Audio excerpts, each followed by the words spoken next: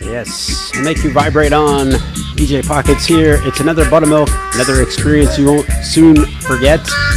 Tonight, no exception. This one might blow your mind. I've got Eric Dubay talking about the flat earth. He wrote a book called The Flat Earth Conspiracy. We'll talk about it. It's really interesting stuff. So I'm speaking to Eric Dubay. Is that how I pronounce your name? That's right. Eric Dubay. And we're on Skype, and you're calling in from Thailand, correct? That's correct. Sunny Thailand, right? It's moonlit at the moment, but yeah, it's usually quite sunny. 24-hour time. And thanks for agreeing to come on the program and talk about the flat earth. Thanks for having me. And I don't know where to start with this issue, but I guess when I first heard about the flat earth, I laughed. I thought it was the funniest thing.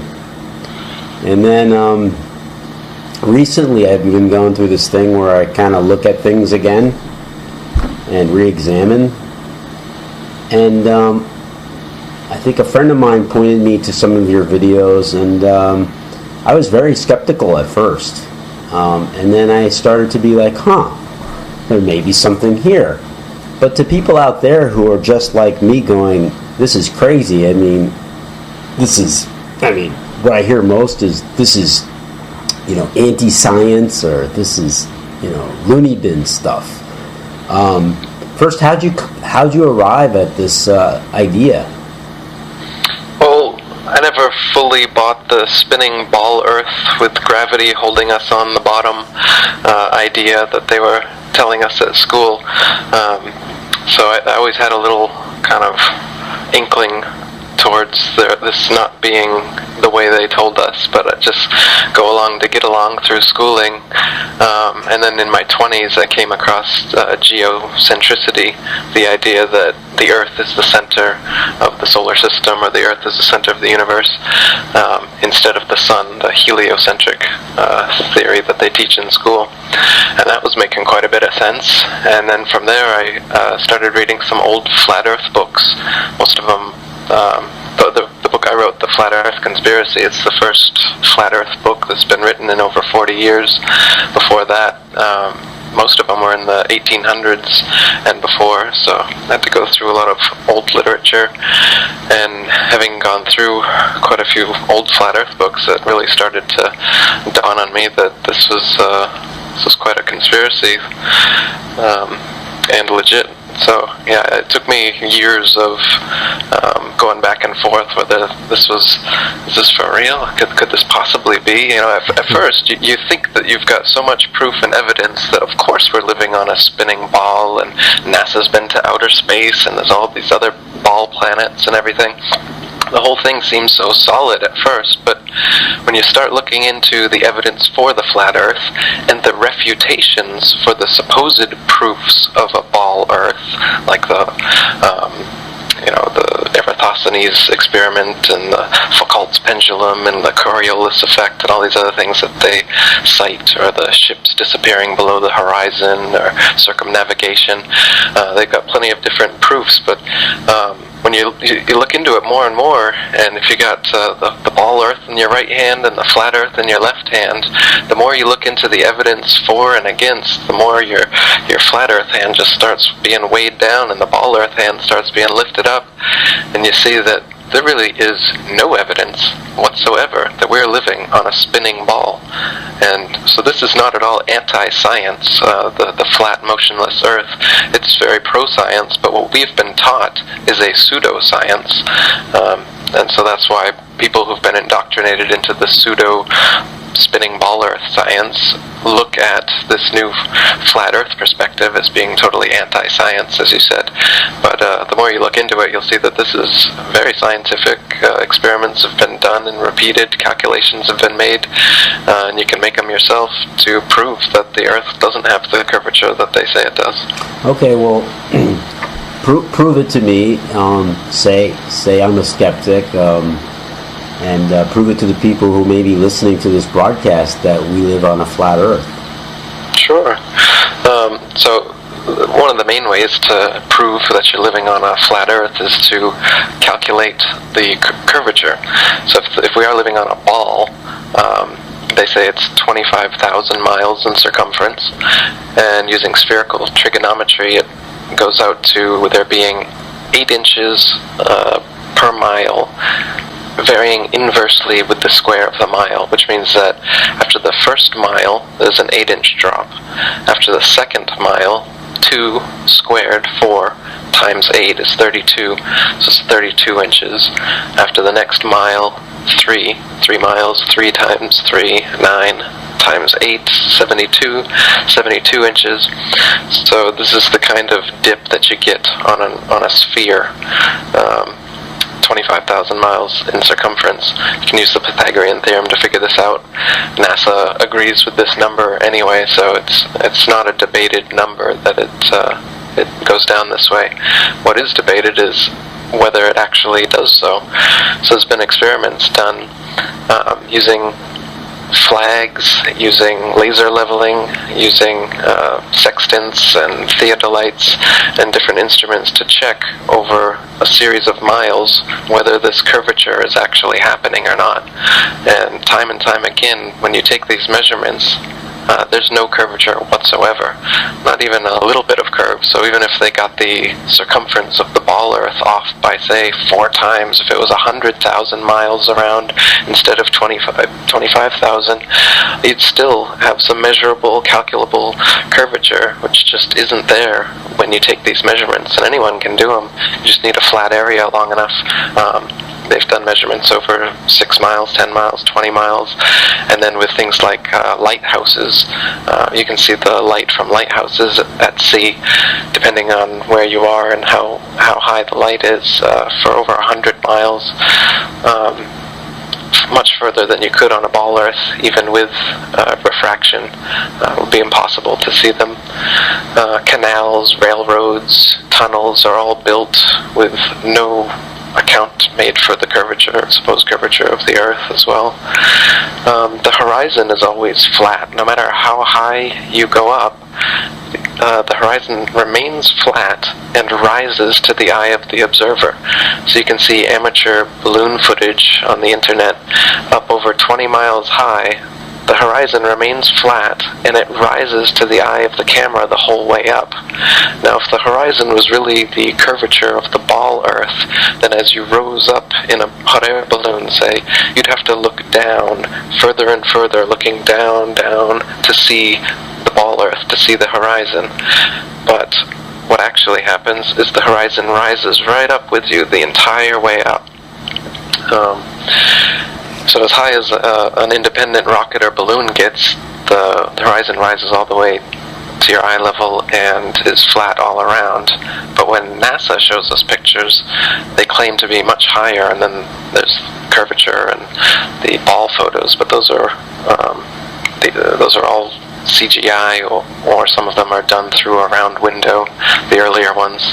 But they're all fake images. There is no actual image of a ball Earth. If you Google it, you'll see that they're all composites, CGI, or literally taken through a round window in low Earth orbit. That's how they faked the first ones.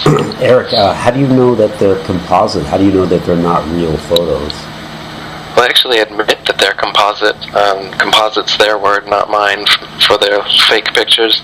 They say that there's satellites out there taking satellite images, and these satellite images, they receive ribbons of imagery, they call them, and then they have to extrapolate the ribbons of imagery out in Photoshop, and they admit it. So they can't apparently just take a photo or take some video out there from their satellites. The technology they use, they claim, is can only make a picture for us if they composite it and edit it in Photoshop. So really? They've got Wow. in one of my videos I've got a NASA guy talking about it, just admitting it straight out. He's like, yeah, well, they are Photoshopped, but they have to be. Simmons' job is... It's primarily taking data and making pictures out of it. That's what this is. A composite of data sets from several different instruments translated into a picture. In between each orbit. So some of those are painted on. It is Photoshopped, but it's has to be. Then, Yeah, of course it has to be. And then he tries to explain this ribbons of imagery nonsense about how they can't just take a photo. They have to do this, whatever, satellite imaging nonsense. It's just a way that they can get around the fact that there should be, if there really are 20, 30,000 satellites out there, as they say there are, there should be thousands and thousands of different images of the Earth. But Google images of the Earth for fun, and you'll see that there's very, very few. There was one, really, the Apollo 17 image, the one that you see in every science book, the one you see in every article ever written, ever. Sometimes they flip it upside down, or they change the tint to it sometimes, but you can see the circle cloud formations and the outline of Africa and everything. It's always the same. There's very few different images, and if you look at them with a keen eye, you can see that it's not an image. It's a painting. It's a CGI. It's not an actual photograph. Wow, so this has some ramifications, and talking about looking down at the Earth, and are you saying that there are no satellites up there? No, there's no satellites up there either. The satellites were first invented by Arthur C. Clarke, a science fiction writing Freemason, and they supposedly became science fact shortly thereafter. But all the things that are supposedly done via satellite are able to be done via ground-based technologies. So there's no reason to assume that satellites exist just based on, say, it's satellite TV or GPS or whatnot. These things are all done via ground-based towers, and they don't require satellites. And there's a few proofs that the satellites don't exist, as they supposedly exist in the thermosphere, where it's much too hot for the materials that the satellites are supposedly made of to exist. The images supposedly coming from satellites are all fake, so that's suspect, as well as the fact that there just is no zero-G vacuum of space, as they claim. They claim that, if you go up high enough, the gravity gets less and less, and the air gets less and less dense, to the point that you just pop out of the atmosphere of the Earth and into the absolute vacuum of space, which is zero G. But this doesn't exist. There is no point where you... So try to explain the zero G again. Okay. So they say that space is the vacuum, but space is connected to the atmosphere of the 1 septillion planets that they've built into, not separate in any way from the vacuum of space. How can there be a vacuum of space, as a vacuum cannot be connected to a non-vacuum and maintain itself as a vacuum? It has to be a self-contained unit. So there can't be a vacuum of space at all, and they can't move through a vacuum of space. If there really was, using thrusters on a rocket wouldn't thrust you to the moon. It would just spin your space vehicle uncontrollably like a gyroscope in 360-degree motion. You'd never go anywhere. The zero-G illusion, also, that you see astronauts, they look like they're floating or flying in space. It's achieved through 3 different ways. One way is through zero-G planes. They're just Boeing 737s specially outfitted to do these parabolic maneuvers, where they do a parabolic, and then you have a zero-G-like free-fall state, where it seems like you're floating for about a minute at a time. You can keep this going. The second way, when they're like at the fake International Space Station fixing things outside of it, this is done in a pool, in a dark pool. They're actually underwater, and you can see bubbles rising out of the pool, proving that they're in a pool in many of their spacewalks. So the outside space shots are done in the pool. The inside, most of the inside shots are done in zero-G planes, and then some of the longer inside shots are done with a green screen and harnesses, so they just kind of float on a harness in front of a green screen. And with these 3 methods, they're able to produce the zero-G effect that everybody thinks is them floating around in space. But in reality, anything that goes up comes right back down. There is no point where you can just go up, up, up, and then, oh, I'm floating now. and I get to float through infinite space now forever. That's the illusion. That doesn't happen. You will always come back to the Earth. You'll always fall right back down. No matter how high you go up? As high as any non-NASA source has gone, with a rocket or with a balloon, yeah, it always comes right back down after about 20-mile mark or so. Wow. Well, let's get back to the Earth, shall we? And then we can go back to the space stuff, because it's almost a separate little conspiracy. Sure. So, if the Earth is flat, can we fall off of it? Are those legends true? Well, it's still a mystery to me anyway, whether there's an edge, a barrier, like a dome at some point, or if it's an infinite plane. So the flat Earth model is, well, the ball Earth model has Antarctica on the bottom of the ball. So no matter where you are on the Earth, if you head south, eventually you'll end up at Antarctica. Now that's true on both models, because in the flat Earth model, Antarctica is surrounding us 360 degrees, enclosing all the oceans, holding them in. And it's a wall. The Antarctica is literally a wall, and then an ice plateau beyond it, which encloses the oceans.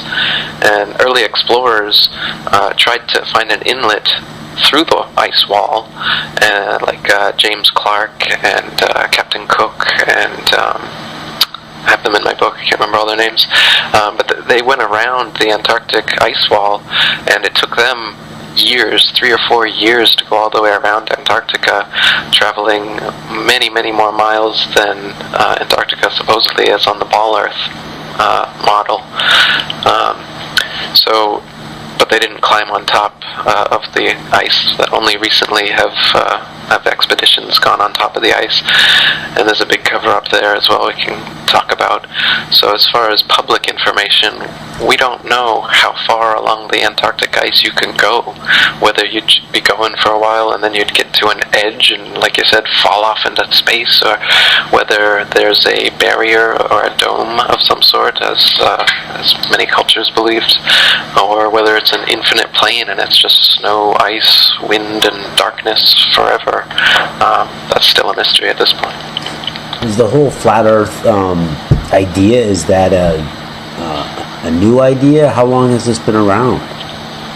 No, the flat Earth was worldwide for thousands of years before this spinning ball Earth came around. The first person to think of the spinning ball Earth was also the first Freemason, Pythagoras of Samos. Most Freemasons trace their ancestry, if you will, back to Pythagoras as being the first Freemason. And that was 2,500 years ago. But his idea didn't catch on at all until about 500 years ago, when Copernicus, another Freemason and Jesuit, wrote his book promoting this spinning ball Earth and concept. And then Kepler and Newton and Galileo, they took it from there, and now NASA and RASA and all the other space agencies, they're experts like Carl Sagan and Neil deGrasse Tyson. They're continuing this heliocentric spinning ball Earth gravity myth that's been going on for 500 years, and they keep adding on to it now. Now you've got a Big Bang and evolution and aliens and 1 septillion other ball planets. Now they're going to come out and say they've found life on other planets soon. They've already given us fake pictures from Mars claiming that there's a pyramid and Sphinx on Mars, trying to cement this alien progenitor propaganda into us. So are you saying there are no aliens? Not in the sense of extraterrestrials, since there are no extraterrestrial places. Earth is the only material plane. It's a plane, not a planet. And the planets are just stars. That what we call planets today were known for thousands of years as the wandering stars. They differ from the fixed stars in their relative motions only. All the fixed stars in the constellations, they're fixed together in their patterns as they revolve around the heavens. But the planets, as they're called now, used to be known as wandering stars, because they seem to wander their own unique paths. They just spiral around the sun, and they have kind of a spirograph orbit. You can see in one of my videos called the Ancient Flat Earth Beliefs, a model of it to give you an idea. But with the naked eye or with a telescope, you can see for yourself that these so-called planets are just stars. They're just lights in the night sky. They claim that the planets are physical terra firma that you can land on and potentially live on. And they also claim that the stars are distant suns in galaxies trillions of light years away. Now, these light years are things that they've come up with to try and convince you that those lights in the sky aren't as close as they actually are. They want you to think that the nearest star is actually 25 trillion miles away, and the reason they have to say this is because you can prove for yourself in your backyard with a telescope that the Earth is motionless. If we're really spinning around the sun 200 million miles every 6 months, we would be on the other side of the sun, right? So you can, by looking at the parallax change in the stars, see whether that's true. And there's not an inch in parallax change in any of the stars after 6 months of supposed orbital motion around the sun. So if that's the case, it's proof that we haven't moved. And the Danish astronomer Tycho Brahe, back in the day, 400 years ago, he was arguing the geocentric model over this new heliocentric model, using this as a proof. And so to get through this, to try and refute this, they said, oh, no, well, the reason is that even after this supposed 200 million miles of orbit around the sun, that you can't see any change in the distance to the other stars, is because the other stars are so far away. The closest one is 25 trillion miles away, so you wouldn't see an inch of difference, would you? Aha. And so they use a lot of reverse engineered damage control kind of explanations like this. Another one is the 23.5 degree tilt that supposedly the ball Earth has, and then it wobbles back and forth to cause the season. Mm-hmm. The reason they originally had that tilt was because you can see Polaris, the pole star, all the way from 23.5 degrees south latitude, which is you'd have to be seeing through the ball to be able to see that in their model. So they said, oh no, well, let's tilt it back on its vertical axis, and that's why you can see it there. So they've got a lot of explanations like this that people parrot till today. They don't even know why they have these explanations. They're to try and excuse away legit refutations that geocentric flat earthers have made throughout the centuries to this fake heliocentric model that's being taught in schools and the mainstream media. Well, wow, this goes deeper than... You're blowing me away. Why all this deception? There's a bunch of reasons. I mean, one reason is the profit motive. NASA makes hundreds of billions of dollars giving us these fake CGI images of their supposed missions all over the place. So they're pocketing, 98% of that money, and they use the other 2% to hire graphic artists like Matthew Boylan, who's come out and exposed the flat Earth. He's an ex-NASA person. And they do send rockets up, but you'll see the rockets, they all come right back down. None of the rockets go straight up. They start the parabola on their way back, and the ones they claim are successful are the ones that go out of your eyesight before they really start to fall back down to Earth. And they say that, well, it's curving around the ball and it will reach escape velocity and leave the Earth's atmosphere out of your view, when in reality the rockets just fall back into the ocean. That's why they're all the NASA and RASA and everything else set up right next to the oceans, so that the rockets can fall there and nobody can see what's going on. So the profit margin's there. But beyond that, like I said, the deception is just getting bigger and bigger. So it started out with the spinning ball, but now we've got 1 septillion ball planets. And then in the 1850s, we got dinosaurs. Those came into, dinosaurs never existed before the 1850s. That's when the first fossil was supposedly found, just the same time when Darwin was coming up with his monkey evolution theory. So, and then shortly after that, we came up with the Big Bang. So what we've got now is a godless Big Bang, a nothing for no reason in no time exploded and created everything. And then a bit of the everything turned into self-replicating bits, and life spontaneously created, and order and intelligence and consciousness all came into existence. So we've got this cosmology that comes from nothing. It's atheistic, it's nihilistic. It makes it as though humanity and Earth and everything here is just a cosmic accident. It's purposeless, it's meaningless. That's why this kind of atheistic materialism is rampant nowadays, because this kind of metaphysics is what we're being taught. So if we're just in the corner of some galaxy and the fingertip under the dust of the fingertip of the universe, then we don't mean anything. So what it does is it spiritually crushes humanity, so that we just think that me is all that's important, because this life is meaningless, God doesn't exist, we're just a bunch of primordial soup that turned into monkeys, and then monkeys turned into humans. They got us believe in just a bunch of nonsense.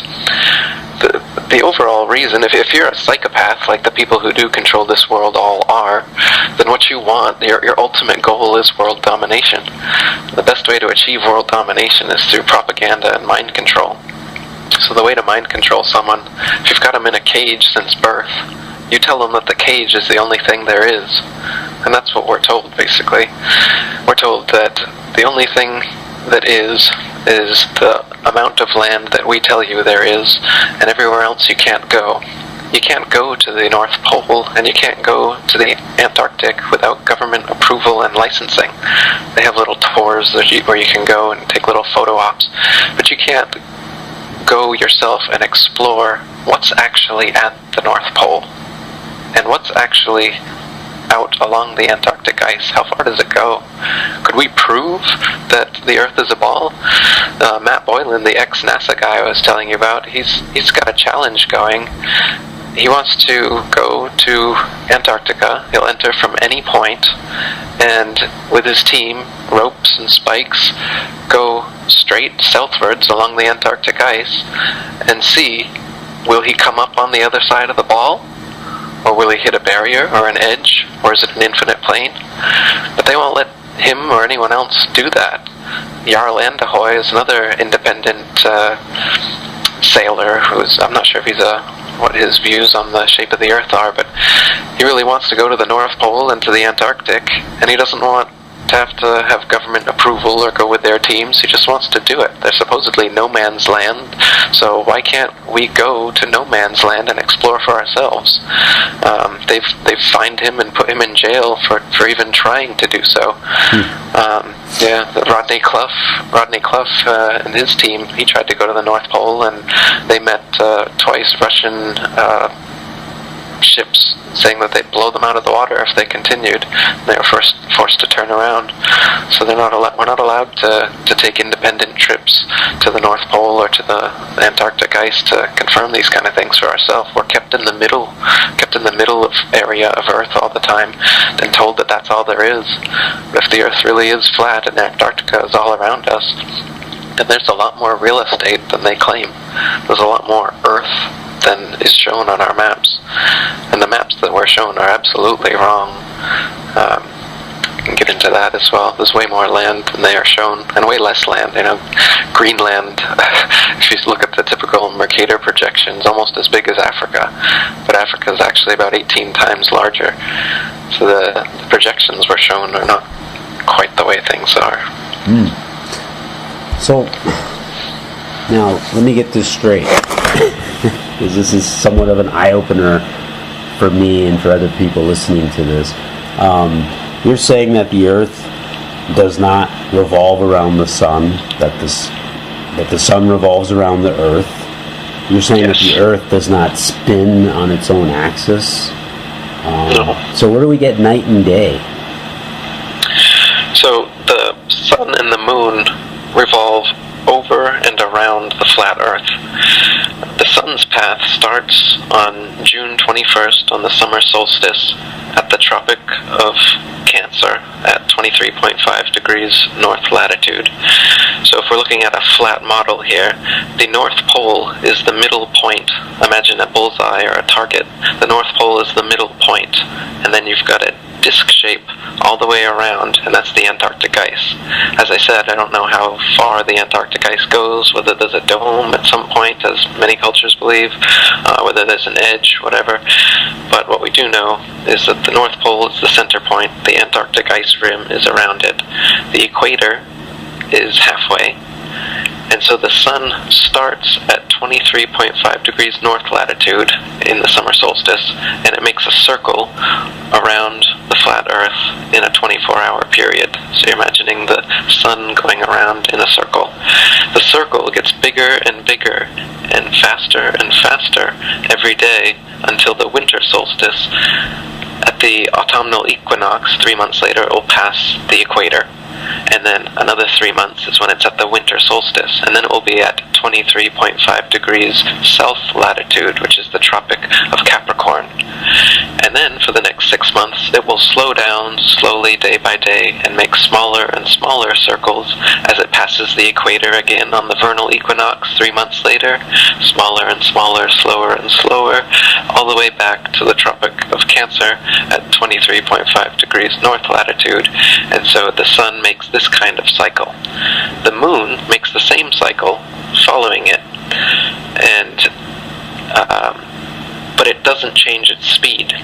So generally twice per year, the moon and the sun overtake one another, and that's when the eclipse happens. As you can see, the moon and the sun appear to be, and are, the exact same size.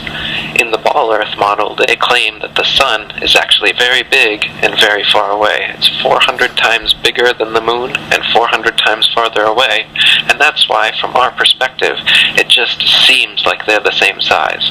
That's their answer. In reality, you can measure with sextants and plane trigonometry, and you'll see that the moon and the sun are 32 miles in diameter, about 3,000 miles off the surface of the Earth. Flat Earthers for centuries have made the same calculations, whereas ball Earthers, these heliocentrists, their calculations change on their whims. For instance, Copernicus, he said that the sun was 3 million miles away in his day, 500 years ago. Kepler, about 100 years later, said it was 12 million miles away. Newton was quoted saying, "It matters not whether it's 26 or 54 million miles away, science will find the answer." And since then it's gotten bigger and bigger, and now the average is about 93 million miles away. But I mean, I have footage on my YouTube channel, for instance. Type in no curvature on the flat Earth, and you'll see an amateur balloon footage. The sun is above the clouds, and you can see a hot spot right beneath the sun on the top of the clouds as it's passing, and it's just underneath the sun, and the hot spot's not to be seen anywhere else, which proves that the sun is not 93 million miles away. It's right over that little patch of clouds, as you can see in the video. You can also see in many pictures, and you can see for yourself in sunsets, that the rays of the sun are coming in at a different angle. They're not all coming in at the same angle. If they're 93 million miles away, then all the rays of light would be coming in at the same straight line. But in reality, they come in at an angle because they're not very far away. So, wow. So let me finish the explanation of the sun and the moon's movement. So the moon is like following the sun, and this is where we get the fables of the hedgehog and the hare, or nowadays it's called the tortoise and the hare, usually updated version. There's a bunch of versions of it, but it's always the same idea, where there's two animals, they're in a race, one of them's real cocky, and he goes really fast, and then he gets tired or gets lazy or takes a nap or something, and eventually the other one, which was the slow but steady, overtakes him and wins the race. This is what the sun and the moon do every year in their journey over and around the flat Earth. As I said, the sun does the race, and it starts out going faster and faster, and so it overtakes the moon, and that's when the first eclipse happens. And then it's it's advanced its journey to the winter solstice. It gets there before the moon. Moon's slow but steady, poking along. And then eventually it's like the sun, or the hair or whatever it's being symbolized by, tires out and it starts to slow down. But the moon just keeps on going the same steady pace, and then the moon overtakes the sun again later on in the year during the second eclipse, and eventually the moon wins the race and makes it back to the tropic before the sun does. So these fables are talking about the sun and the moon as well, their motions over and around the flat earth. Oh boy. What's people's reaction to this kind of stuff when you talk to the others about it? It really varies, of course, based on the person. Some people are very open-minded and discerning, and they can take in new information without having any sort of defense mechanism, denial, ridicule, apathy, or other sort of things get in their way. But then other people, for various reasons, such as the few I just mentioned, some people are too apathetic to care, some people think it's too ridiculous to consider, some people have a kind of an ego defense where they don't want to be ridiculed, so you don't even want to consider that it might be the case, because then you'd have to be the nut job telling everybody that you think the earth is flat and motionless. So it's easier to just go along and to get along, and as long as 99.9% of the people are agreeing that we're living on a spinning ball, then it's easier to just ridicule the people that say otherwise, or ignore the people that say otherwise, and not really look into it too deeply yourself. That's sort of how things work in the society. People don't look into anything. They just take the school system at face value, that everything they tell them is true, and they take everything that the government tells them is true, especially NASA. NASA has some sort of hold, and scientists as well, some kind of hold on people where they think that, well, the guy's wearing a lab coat and whatever he says is correct. Even though there's lots of history in science of scientists bashing new theories that come along, and faking evidence and all kinds of stuff, but that conveniently gets left out of the conversation. It's like we have no memory of anything. Yeah, the winners write the history, so right. It's difficult to see what's been erased. Now, are you saying that, and I don't know if you know this answer, are we the only so-called intelligent life, and that's a funny thing to say right now, but out there, I mean, are there other universes? Are there other galaxies? The Hindu cosmology says that there's an infinite number of these flat Earth universes. They say that we're inside of a sphere, so that the universe is a sphere, actually, not the Earth. So there's like a dome over us, and we're on the flat middle part, like a snow globe, if you could imagine a snow globe. We're on the flat level surface on the middle of the snow globe, and the dome is literally made of glass. They call it the firmament in the Bible. But potentially there could be an infinite number of snow globe Earth universes or like this, or like I said, perhaps the flat Earth itself is infinite.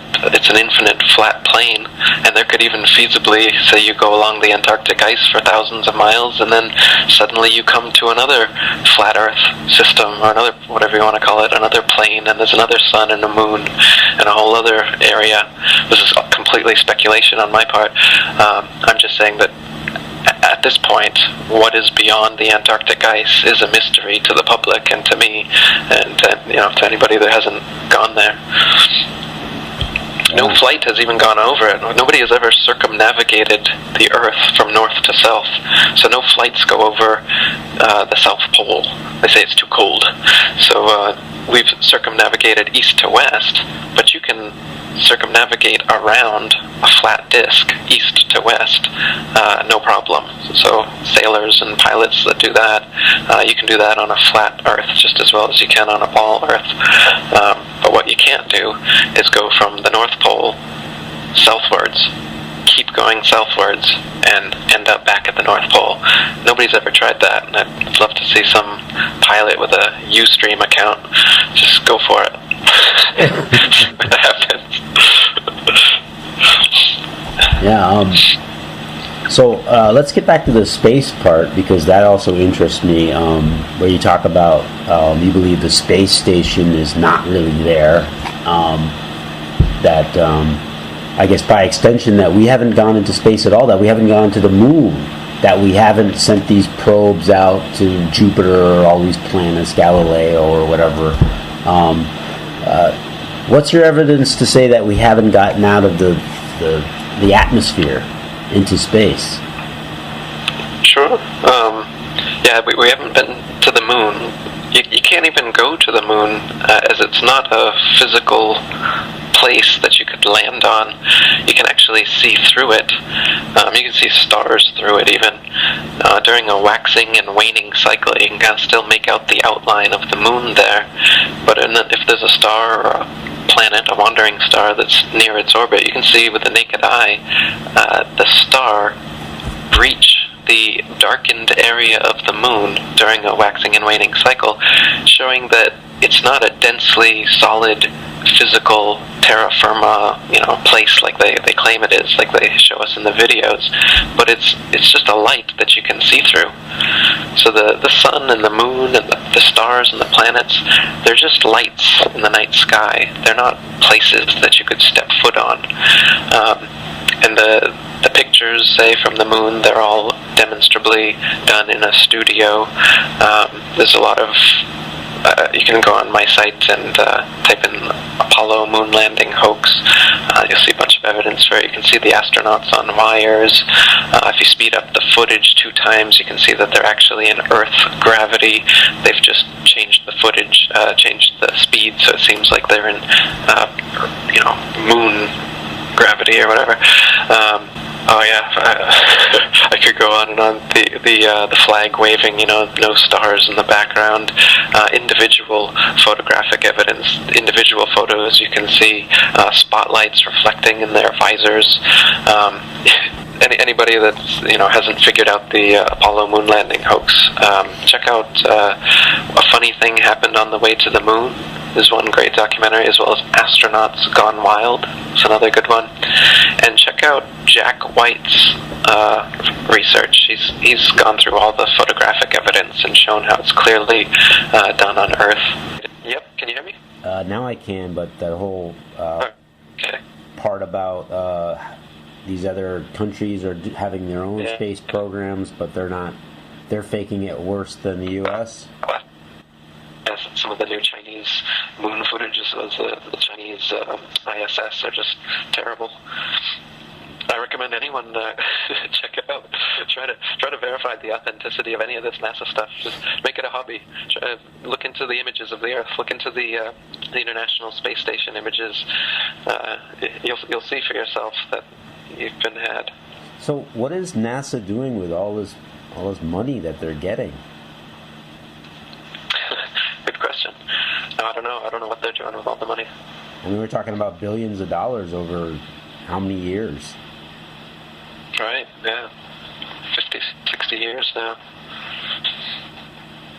So what about these, you mentioned that you don't think they're extraterrestrials. What about all these UFO sightings, and what about all these artifacts that supposedly we have? Are those fake? I think I've seen a bunch of images in the government unidentified flying crafts. So the government's got, 30 years ago they showed us the stealth bomber, and we're supposed to think that that's the most modern flying equipment they've got. I'm sure there's plenty of government classified operations up there. So they've definitely got different types of craft that can be I've seen one that's a plane, and then they just got a circular disc around it, so it looks like from the bottom that it's a UFO, but it flies just like a plane.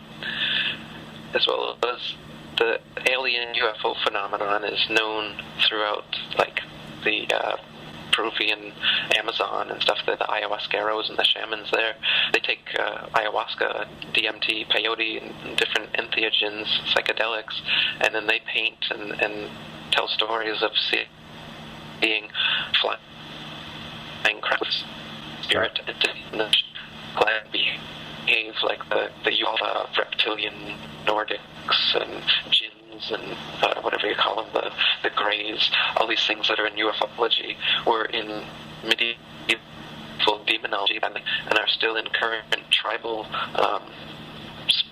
spiritual hierarchies. They talk about these things as well. So these entities very well may be non-physical. On that, there's definitely demons. There's definitely non-physical consciousness that exists. And call those what you want: sprites, fairies, elves. They've got different names for them throughout history. They've called these things different things. We're talking to Eric Dubay about the flat Earth. And no, it's not a joke. And there's actually is a Flat Earth Society. I looked it up. Are you a member of the Flat Earth Society, Eric? So that is a joke. That's a joke? Actually, just restarted. Well, there's a Flat Earth Society that's been in existence since 1970, and that really is a joke. It's a controlled opposition organization that was created by a Freemason to make it seem they mix truth with lies and satire, so that anybody that approaches the flat Earth subject is met with some false flat Earth arguments and a bunch of jokes, basically. So they're kind of left with the idea that the whole thing is a joke. However, there was another Flat Earth Society called the International Flat Earth Research Society that was started in 1956 by Samuel Shenton, and this was a legitimate Flat Earth Research Society. And I just restarted it a couple weeks ago with forum online. That's the new International Flat Earth Research Society, which stands in opposition to the Flat Earth Society, known, which, as I said, they mix in a bunch of false Flat Earth arguments so that anybody who is interested in checking out this idea of a Flat Earth will instantly come upon the Flat Earth Society's material, and they'll read some of the things and instantly be turned off. For instance, they claim that gravity exists, but the flat Earth disk is constantly rising upwards, accelerating at 9.8 meters per second, and they claim that is the reason for the effect of gravity. So it's not falling to the Earth, the Earth rises up and hits you, this kind of idea. Of course, this is ridiculous. You can prove that that's not the case, because if the Earth was constantly rising, as they say in the Flat Earth Society, helicopters, airplanes, balloons, whatever, would be, the Earth would crash into them constantly. But this is a clearly false argument to make flat Earth research look silly, because if the Earth was constantly rising up like that, then it would crash into planes and helicopters and everything. So it's easily proven incorrect, and they purposely use these easily proven incorrect arguments so that genuine people looking into the flat Earth will be deterred from looking any further, because it seems like such nonsense when you read these nonsense arguments, like the Earth constantly rising to account for gravity. So you were saying to me that there is no gravity. Right. In reality, all legitimate flat Earth researchers are aware of the fact that there is no such thing as gravity, so it doesn't need to be accounted for. The idea of gravity, Sir Isaac Newton, a knighted Freemason, came up with this idea. The fact that objects which are denser than the medium surrounding them sink, and objects which are less dense than the medium surrounding them rise. This is a natural property of physics that's long been known for hundreds of years before Isaac Newton.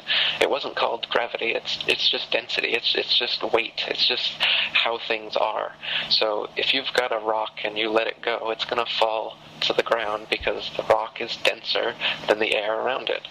If you fill a balloon with helium, the helium is less dense than the nitrogen and oxygen and other elements in the air around it, so it rises up. If you fill a balloon with hydrogen, which is even lighter than the helium, it's going to rise up even faster. If it's a liquid solution, it's the same thing. So it doesn't matter whether it's gaseous, liquid, or otherwise. All that matters is the density of the medium and the object in it, and it will sink or rise based on that. Gravity, this is an idea that Newton came up with to explain why people, buildings, and the oceans don't fall off the underside of a spinning ball Earth, right? If we're on a ball, and say people in Australia, they'd be standing upside down, inverted. What is holding them on? Well, he says gravity, and gravity is this magnetic-like force which pulls everything towards the center of the ball Earth. This is provably incorrect in many different ways.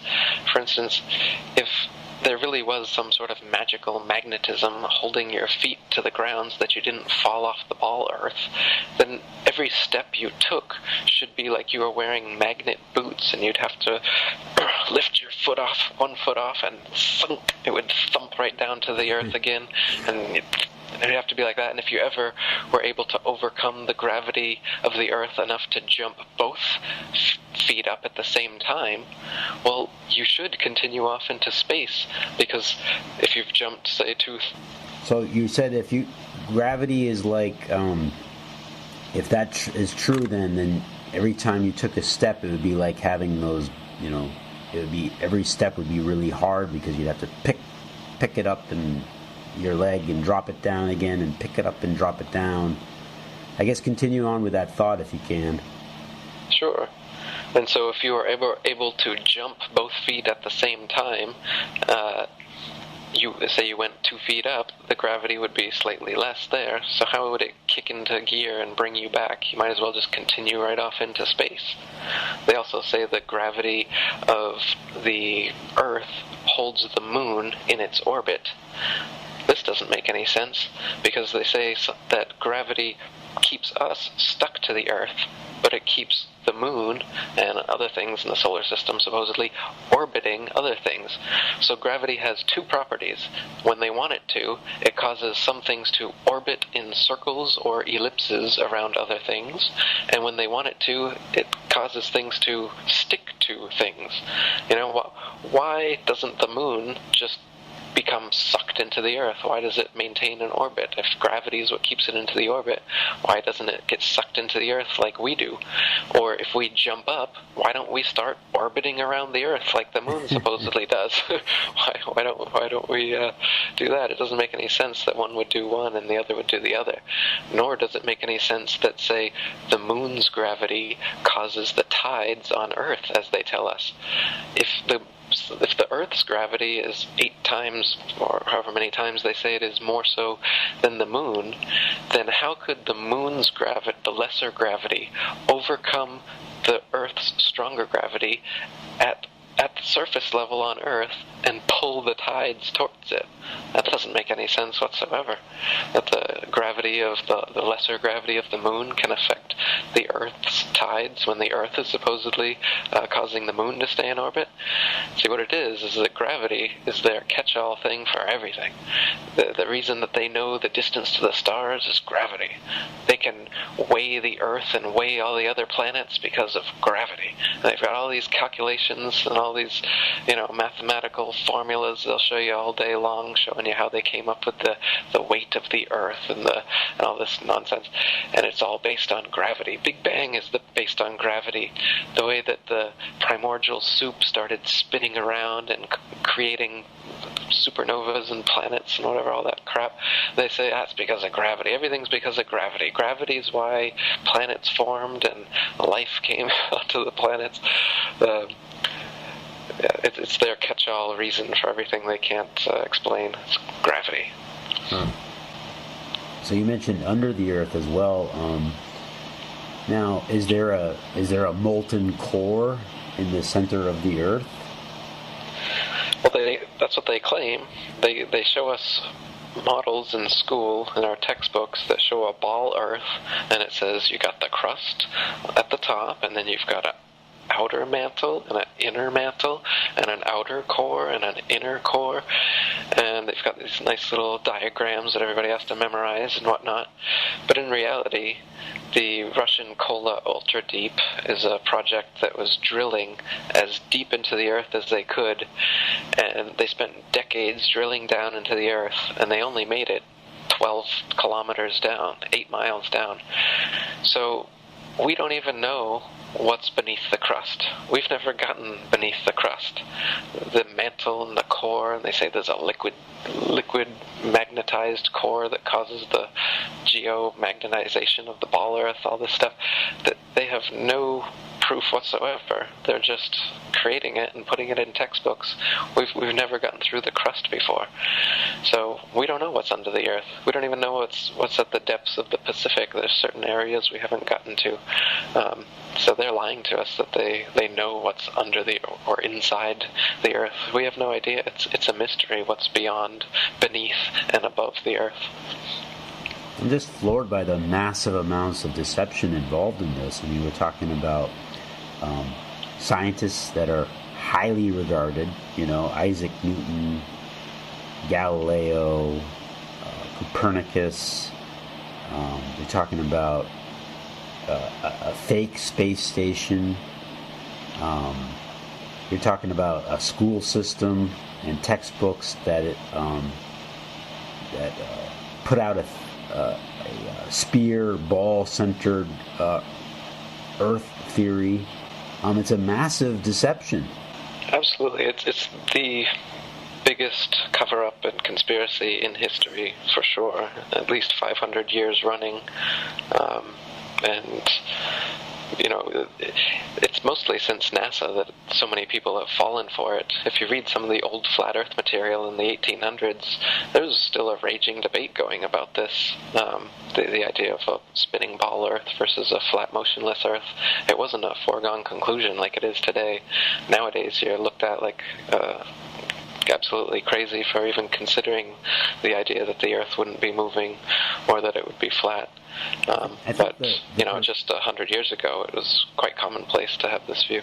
People are under the idea, shall we say, or the delusion that today is the best that we've ever had as far as science and civilization and all this kind of stuff, and that everything else, and that these ancient peoples, were idiots and primitive and didn't know enough about the stars or whatever it is to say anything. And most people that you talk to would say that, well, you must be, a Jesus freak if you believe in the flat Earth, or if you don't believe in evolution, or if you don't believe in the Big Bang, or name the widely held theory.